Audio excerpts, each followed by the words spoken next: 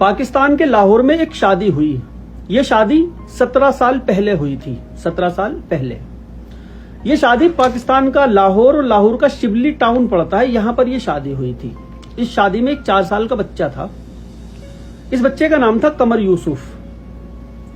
इस बच्चे के चाचा की ये शादी थी। जिस वक्त चाचा की शादी हुई इस बच्चे की उम्र थी 4 साल, 17 साल पहले। अब इस बच्चे की उम्र 21 साल।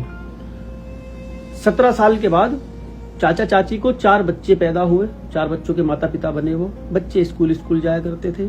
कमर यूसुफ 21 साल का लड़का चाचा चाची के यहाँ आया करता था। चाचा का सब्जी का काम था। घर का गुजर बसर सब ठीक ठाक चला करता था। बच्चों की पढ़ाई लिखाई चल रही, अपना ठीक ठाक था काम धाम, सब्जी का काम था।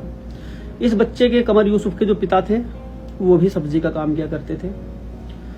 कमर यूसुफ का घर पे आना जाना था। चाचा का घर है, आना जाना लगा रहता है। चाची से हंसी मजाक कर लिया करता था। चाची के ऊपर इसका मन डोलने लगा। अभी भी चाची खूबसूरत थी, देख सकते हो आप फोटो में। खूबसूरत चाची को प्रपोज कर दिया, प्यार का इजहार। चाची ने एक्सेप्ट कर लिया। मिलना चिलना शुरू, शारीरिक संबंध बनने शुरू। 1 साल तक ये सिलसिला इसी तरह से चलता रहा। किसी को इनके संबंध का पता नहीं चला कि ये लोग क्या कर रहे हैं, घर के अंदर क्या कुछ हो रहा है, किसी को कुछ नहीं पता चला। वो अपना सब्जी वब्जी के काम में रहता था, बच्चे स्कूल रहते थे। कमर यूसुफ घर चला जाया करता था। मिलना मिलाना वहीं पे हो जाया करता, जो भी कुछ किया करते थे। 1 साल इसी तरह ये खेलता रहा चाची से।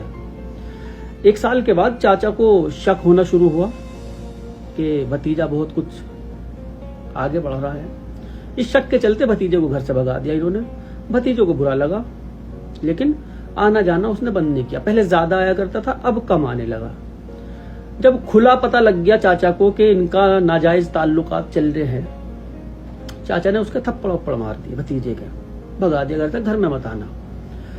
घर चला गया चाचा, इसके घर गए। वहां भी इसके माँ बाप के सामने इसको डांटने के बाद इसको समझाया। इस बच्चे ने, कमर यूसुफ ने माफी मांग ली कि चाचा गलती हो गई, अब ऐसी गलती नहीं होगी।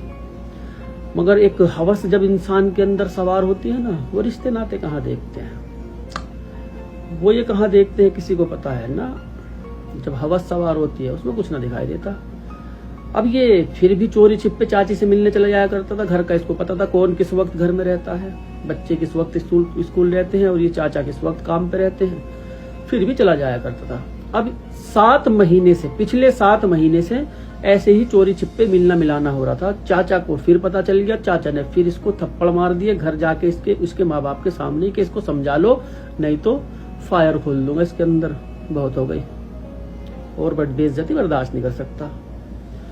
इस भतीजे ने भी कहा चाचा देखेंगे कौन खोलेगा फायर। एक दोस्त को इसने साथ लिया, कमर यूसुफ ने। दोस्त था ये हसन, ये भी वहीं किसी फैक्ट्री में काम किया करता था। इसने बताया दूर के रिश्तेदार हैं और उसकी बीवी से मेरा अफेयर है इस तरह से, और उसका जो शोहर है वो मुझे मारना चाह रहा।